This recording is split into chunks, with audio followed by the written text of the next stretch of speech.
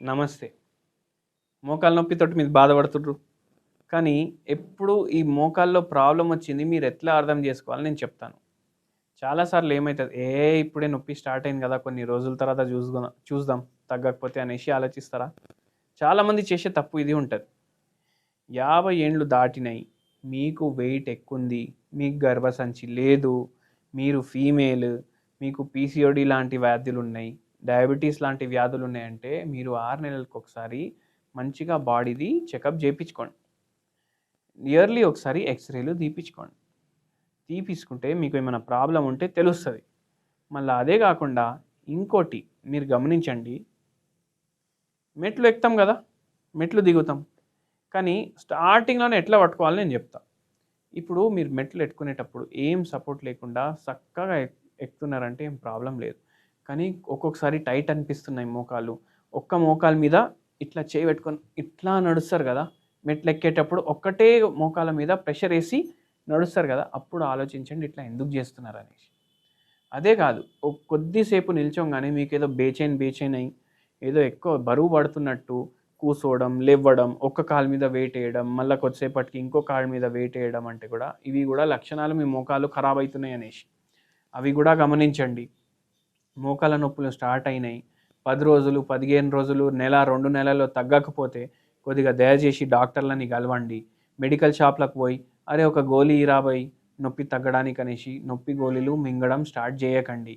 మళ్ళా అట్లనే over the counter అసలు కొనకండి మందులు. ఎందుకంటే మీరు పోయి అక్కడ నొప్పి గోళీ ఇరా భయ్ అని అంటలేరు. అరే నా కిడ్నీ పాడై నాకు క్రానిక్ కిడ్నీ డిజీజ్ వచ్చేసేలాగా, సీకేడీ వచ్చేసేలాగా ఏదో పెద్ద మందు తొందరగా నేను చచ్చిపోవాలనేసి కోరుకొని ఆయనకు అదే చెప్తున్నారు మీరు. మీరు చెప్పే భాష వేరే ఉండొచ్చు. సో, ఆ మాటలు కూడా మీరు చెప్పకండి. అండ్ వెరీ ఇంపార్టెంట్‌లీ ఏందంటే ఆస్టియోఆర్థరైటిస్ మీకు ఉంది. మీకు ఇప్పుడు షుగర్ వ్యాధి ఎక్కువుండడం వల్ల, హార్ట్ ప్రాబ్లమ్స్ ఎక్కువుండడం వల్ల మీరు సర్జరీలు చేపించుకోలేరంటే హోమియోపతి వాడండి. మీకు చాలా మంచి రిలీఫ్ ఉంటది. చాలా మంచి ట్రీట్మెంట్ ఉంటది.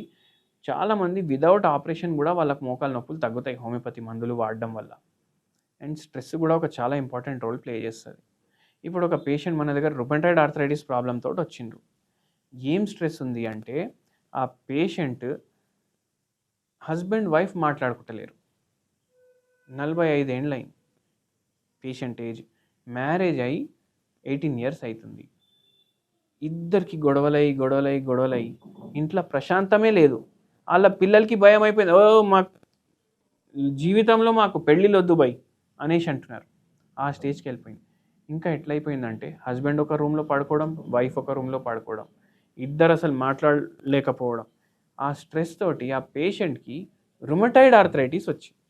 ఇది ఒక ఆటోఇమ్యూన్ ప్రాబ్లమ్. మెల్లమెల్లగా డిఫార్మిటీస్ కూడా స్టార్ట్ అయినాయి. ఎన్నో వ్యాధులు వాడిండ్రు, ఎన్నో ట్రీట్మెంట్‌లు చేపించుకున్నారు. తగ్గలేదు. లాస్ట్‌లో మన దగ్గరకొచ్చిండ్రు. మన దగ్గర వచ్చినప్పుడు కూడా కుంటుకుంటా వచ్చిండ్రు. ఆ పేషెంట్‌కి ఇవన్నీ బాధలు, నొప్పులు, రోగం అన్నీ కన్సిడర్ చేసి మనం మందులు ఇవ్వడం స్టార్ట్ చేసినాం. దాంతోటి పూర్తిగా రివర్స్ అయింది. మళ్ళా ఇంకోటేందంటే మీ అందరికి ఒక మంచి హోమ్ రెమెడీ చెప్తాను మోకాళ్ళ నొప్పులకి. తులసి ఆకులు ఒక 5, 6 తీసుకోండి. మళ్ళా దాంతో పాటు మీరు కొద్దిగా ఒక 3, 4 కరివేపాకులు తీసుకోండి. ఇవి 2 ఒక దంచే గిన్నెలో ఎయండి. మంచిగా దాన్ని దంచుకోండి. దాన్ని దంచుకొని పేస్ట్ లాగా తయారు చేసుకోండి. మిక్సీ గ్రైండర్‌లో చేయకండి దయచేసి. ఇట్లనే దంచుకోండి. దేంట్లో బ్రాస్ తోటి తయారు చేసిన దాంతో దంచుకొని ఆ పేస్ట్ మీరు తినేసేయండి.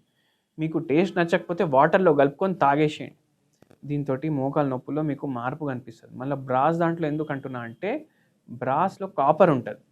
అది కూడా దాని పార్టికల్స్ కూడా దాంట్లో పోతాయి. అది కూడా మనకు మోకాళ్ళ నొప్పులకు జర హెల్ప్‌ఫుల్ ఉంటది. కాపర్ డెఫిషియన్సీ కూడా ఉంటది చాలామందికి. ఆళ్ళకి కూడా ఉపయోగపడతది. సో, ఇట్లా చేసి వచ్చి కమెంట్ చేయండి ఒక 2, 3 నెలలు చేసి. బై చాన్స్ చాలా సివియర్ ఉన్నాయి మోకాళ్ళ నొప్పులంటే మీరు మనకొచ్చి కన్సల్ట్ చేయొచ్చు. మంచి ట్రీట్మెంట్ ఉంటది వితౌట్ ఎనీ సైడ్ ఎఫెక్ట్స్. నమస్తే.